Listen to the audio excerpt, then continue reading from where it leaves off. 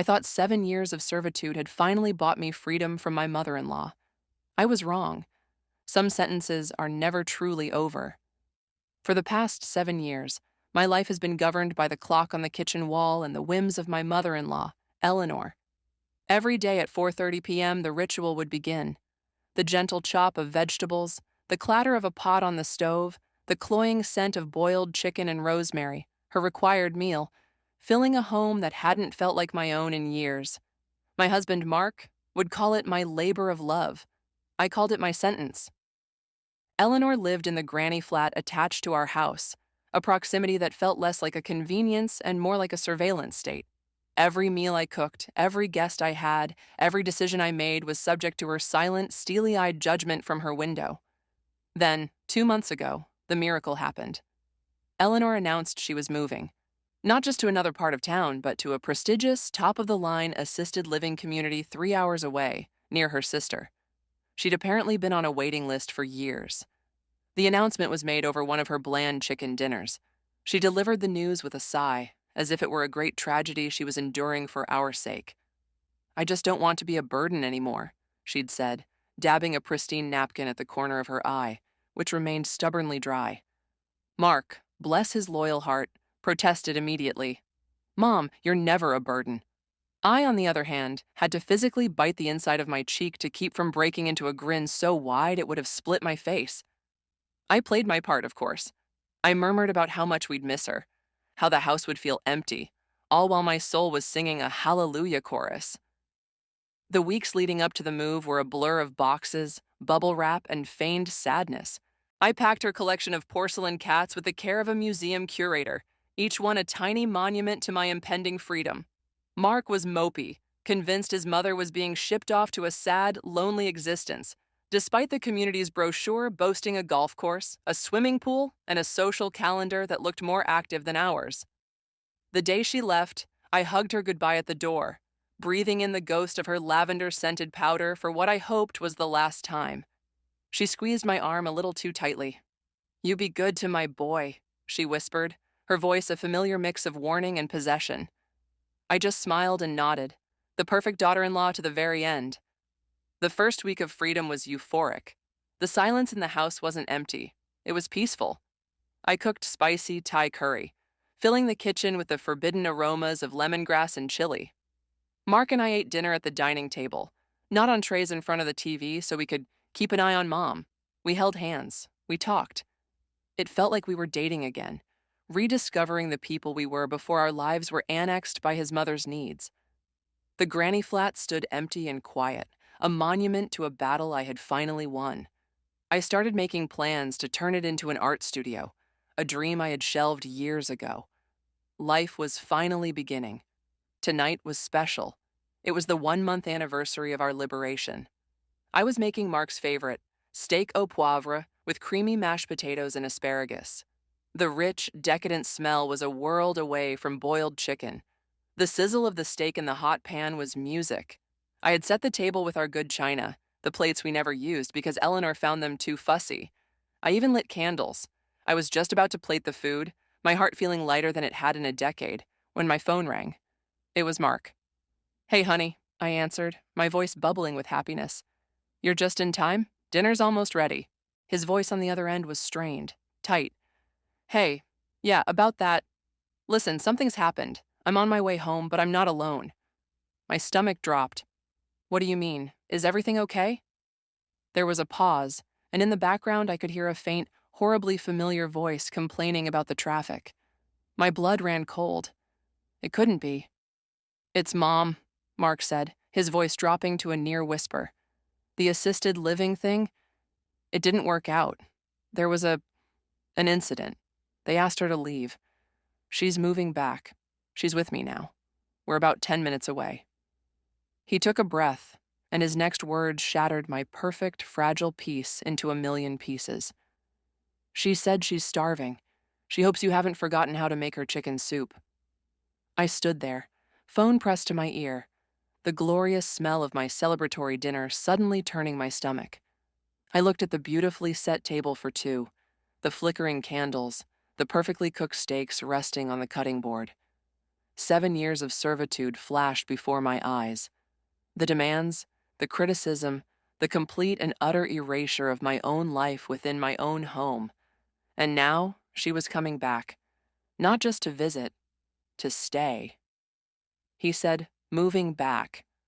The war wasn't over. I had just lost the only battle I ever thought I'd won. Without a word, I ended the call. I walked over to the stove, the flames still dancing under the pan of peppercorn sauce. With a slow, deliberate movement, I reached out and twisted the knob. The blue flame vanished with a soft whoosh. Then I walked to the dining table. I picked up the 2 beautiful plates, the gleaming silverware, the cloth napkins. I carried them back to the kitchen and placed them, one by one, back into the cupboard. I cleared the entire table until it was as bare and empty as it was that morning. The lock on the front door clicked, and I did nothing. The door swung open, and the first thing that hit me was her perfume.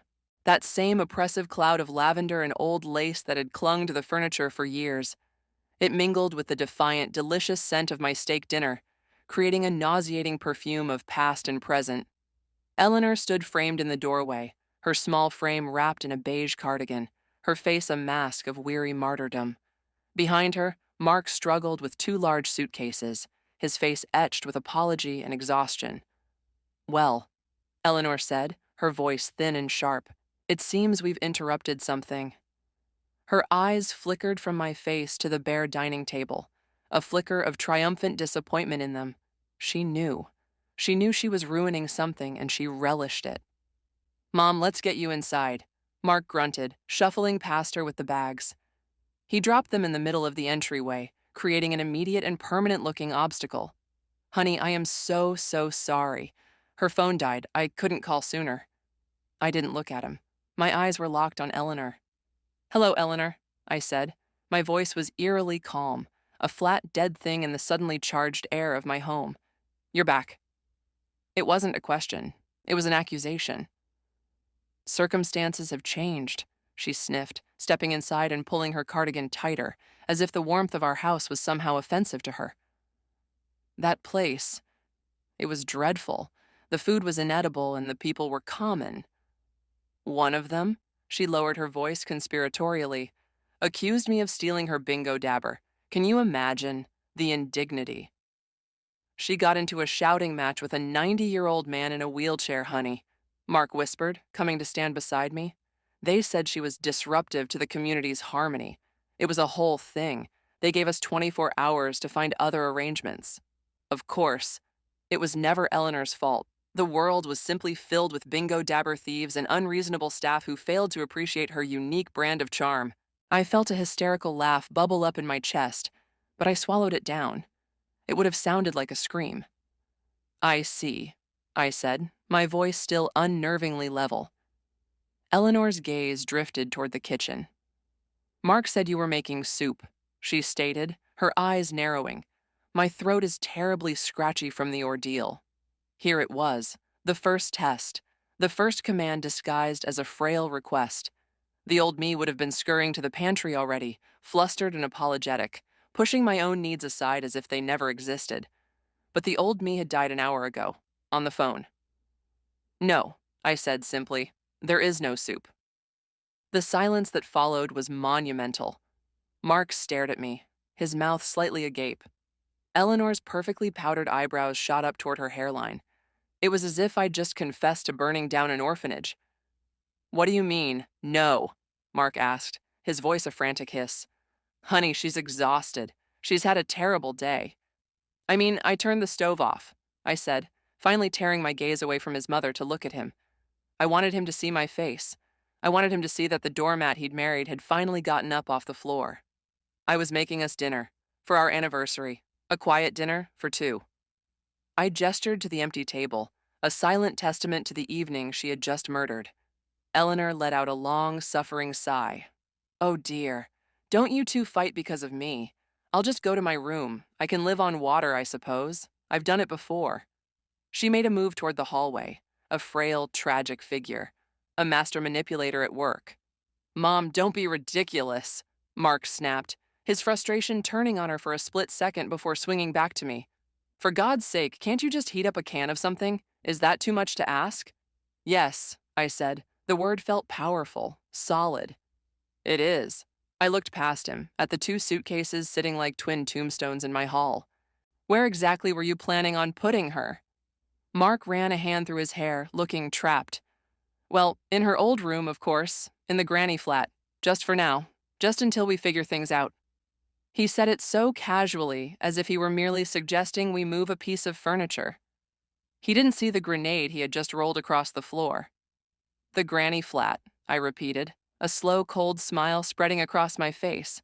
It felt alien. I hadn't smiled like this in years. Of course. The granny flat. Yes, he said, relieved that I was finally seeing reason. I'll go open it up, get the air on for her. She can settle in and we can talk in the morning. He started toward the connecting door, fumbling in his pocket for the key. He was desperate to escape the conversation, to put his mother in her box so he could deal with his difficult wife. He turned the key in the lock. He pushed. The door didn't budge. He pushed again, harder, rattling the frame. What the hell? Is this stuck? He looked back at me, his face a canvas of confusion. It's not stuck, Mark, I said, my voice ringing with a clarity that startled even me. I had a new lock put on last week, a deadbolt. His confusion morphed into disbelief. A deadbolt? Why would you do that? I took a deep breath, the scent of pepper and steak now smelling like victory. Because the granny flat isn't her room anymore. I rented it out. The new tenant is a lovely art student from the local college. She signed the lease 2 weeks ago. In fact, I said, glancing at the calendar on the wall, she gets the keys on Friday. The air in the room became thick enough to chew. Mark stared at me, his face a kaleidoscope of emotions, shock, disbelief, and a dawning, horrified anger. Eleanor, for the first time since she'd arrived, was utterly silent. Her mask of frail victimhood had slipped, revealing the hard, calculating woman beneath. She looked from me to the locked door, then back to me, and I saw a flicker of something I'd never seen from her before. Grudging respect. It was gone in an instant, replaced by her usual wounded expression. You rented it out? Mark finally choked out, the words sounding foreign on his tongue. You rented out my mother's home without talking to me? It's not her home, Mark. It's our property. I corrected him, my voice still steady. The steadiness felt like a shield. And she moved out. She was gone. I decided to make use of the space. My art studio, remember? The one we talked about before Eleanor needed us? I was going to convert it, but this student offered to pay 6 months' rent up front. It was too good an offer to refuse. The money is already in our joint account. I'd added that last part deliberately. I wanted him to understand this wasn't some emotional whim. It was a business decision, a practical, logical step. I don't care about the money, he roared, his face turning red. This is my mother. She has nowhere to go. Call the student. Give the money back. Cancel it. I can't, I said simply. It's a legally binding contract. I signed it. We could be sued if I break it now without cause. Is your mother being disruptive to the community's harmony? Legal cause? I don't think so. Oh, Mark, Eleanor whimpered, placing a trembling hand on his arm. It was a flawless performance. The damsel in distress, clutching her white knight. Don't fight. It's my fault. I'll call a taxi. I can sleep at the bus station. I'll be fine. Don't you worry about your old mother. That did it. Mark rounded on me, his eyes blazing with a righteousness I knew all too well. It was the same look he got whenever I'd served dinner 5 minutes late. Look what you're doing to her. She's going to sleep at a bus station because of you. Is that what you want? To see her homeless? Don't be absurd, I snapped, my calm finally cracking. She is not sleeping at a bus station. She can have the guest room. For tonight. I stressed the last 2 words, looking directly at Eleanor.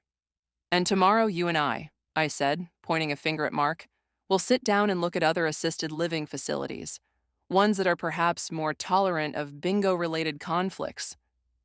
Eleanor let out a noise that was halfway between a gasp and a sob. Mark looked at me as if I had just suggested selling her for medical experiments. But he was trapped. I had offered a reasonable, if temporary, solution. To refuse it would be to prove my point. Fine, he ground out through clenched teeth. The guest room. For tonight. He grabbed his mother's suitcases, his knuckles white as he gripped the handles. He practically dragged them down the hall, with Eleanor shuffling dramatically behind him, muttering about the cold draft and her failing health. I was left alone in the aftermath. The scent of steak was cold now. The beautiful dinner I'd planned was a ruin. But as I stood there in the quiet, I didn't feel defeated. I felt powerful. I had drawn a line in the sand, not with a stick, but with a deadbolt and a lease agreement. The battle was far from over, but for the first time, I was actually fighting back. I scraped the stakes into the trash, the gesture feeling both wasteful and wonderfully symbolic. No more of my efforts would be discarded for her. After about 20 minutes, Mark came back into the kitchen. He didn't look at me. He walked to the fridge, pulled out a bottle of water, and drank half of it in one go. The silence was heavy, hostile. I decided to break it. "We can start calling places first thing in the morning," I said quietly. "I can help." He slammed the water bottle down on the counter, making me jump. "Oh, you can help? Like you helped by renting out her apartment from under her? Like you helped by putting a deadbolt on the door like she's a criminal? She was gone, Mark. We had our life back." "She's my mother," he yelled, his voice echoing in the too quiet house. "And this is my house, too. Or have you forgotten that?" "I haven't forgotten anything," I said, my voice rising to match his. I remember every single dinner I had to make, every plan I had to cancel, every time I had to bite my tongue while she criticized my cooking, my clothes, the way I loaded the dishwasher. I remember everything. He just stared at me, his chest heaving. Then a strange, cold calm washed over his face. The anger was replaced by something else, something I couldn't quite read. It looked almost like pity. "You think you're so clever, don't you?" he said softly. "You think you've won. You think you've trapped me with your little legal contract." He walked out of the kitchen and came back a moment later holding a piece of paper. It was the lease agreement. I kept a copy on my desk.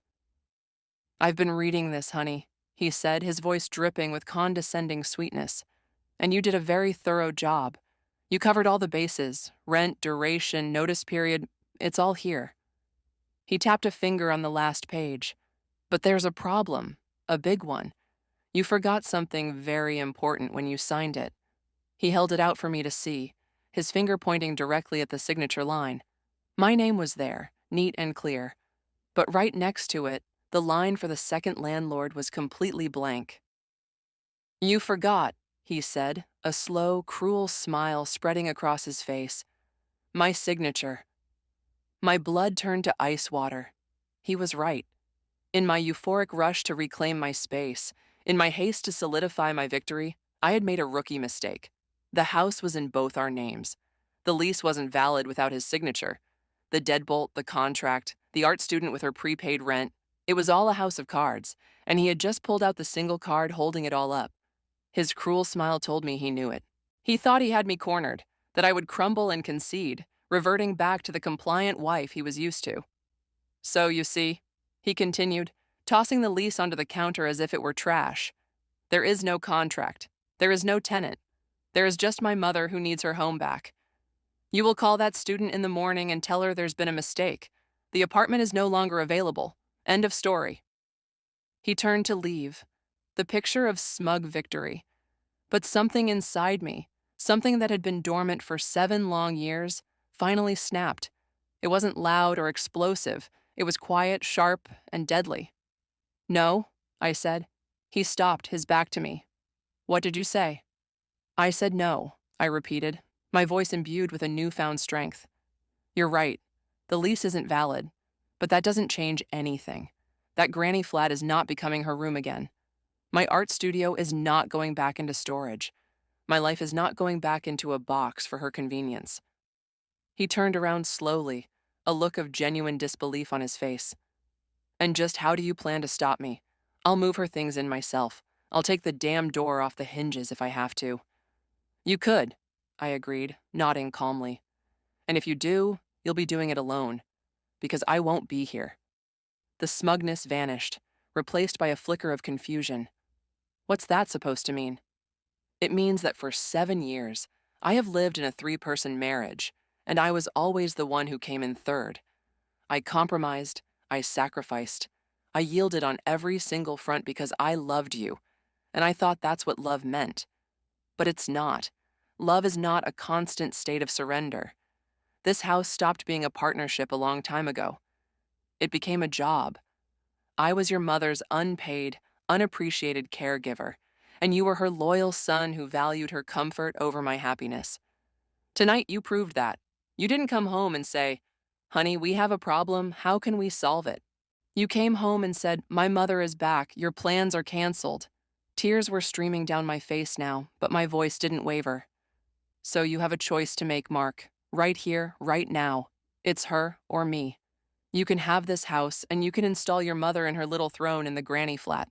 You can eat boiled chicken every night for the rest of your life, but you will do it without me. I've already called my sister. My bags are packed. I can be gone in an hour.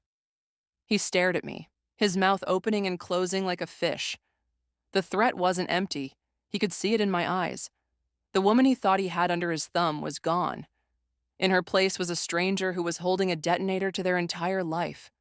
From the hallway, a small, choked sob echoed. Eleanor. She had, of course, been listening to every word. She shuffled into view, dabbing at her eyes with the sleeve of her cardigan. "Mark, don't," she pleaded, her voice trembling with practiced fragility. "Don't let her do this to us. She's trying to tear our family apart." Mark looked from her tear-streaked face to my resolute one. I didn't say a word. I just stood there, letting the silence hang, letting him feel the full weight of the decision he had to make. His entire life, he had been caught between two women. Now, for the first time, he was being forced to choose a side. He closed his eyes for a long moment. I could almost see the gears turning in his head, the years of habit, of maternal guilt, warring with the sudden, terrifying prospect of a future without me. When he opened them, he looked old, tired, defeated. He turned to his mother. "Mom," he said, and his voice was heavy with a sorrow I hadn't heard before. "She's right." Eleanor's sobbing stopped instantly. Her face hardened. "What?" "She's right," he repeated louder this time. "This hasn't been fair to her, to us. I've let your needs overshadow hers for years. I didn't see it, or maybe I didn't want to see it." He walked over to her and took her hands. "I love you, Mom, but she is my wife. This is our home. You can't stay here." Eleanor ripped her hands away from his. The mask was gone. In its place was pure, unadulterated fury. "After everything I've done for you, I raised you, and you choose her over your own mother?" she shrieked. "Yes," he said simply. The fight went out of her as quickly as it had appeared. She seemed to shrink, her rage collapsing into a puddle of bitter resignation. There were no more tears, no more histrionics. There was just the cold, hard fact of her defeat. The next morning, Mark and I sat at the kitchen table, a laptop open between us. We spent 3 hours researching and calling assisted living facilities.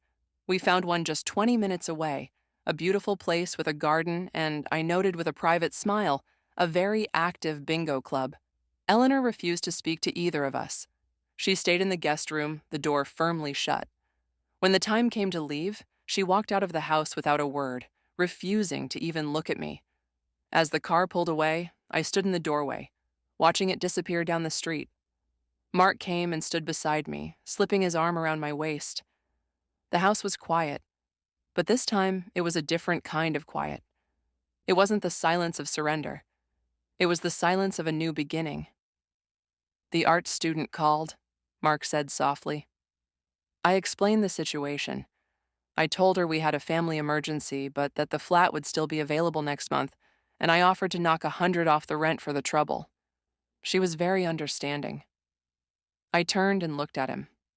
Really looked at him. "You signed the lease?"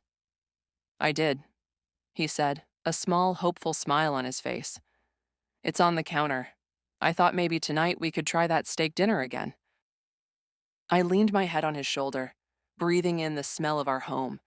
It no longer smelled of lavender and resentment. It smelled of peppercorns and possibility. The stove was off and the table was clear, not in an act of defiance, but in quiet anticipation of a meal we would finally get to choose for ourselves.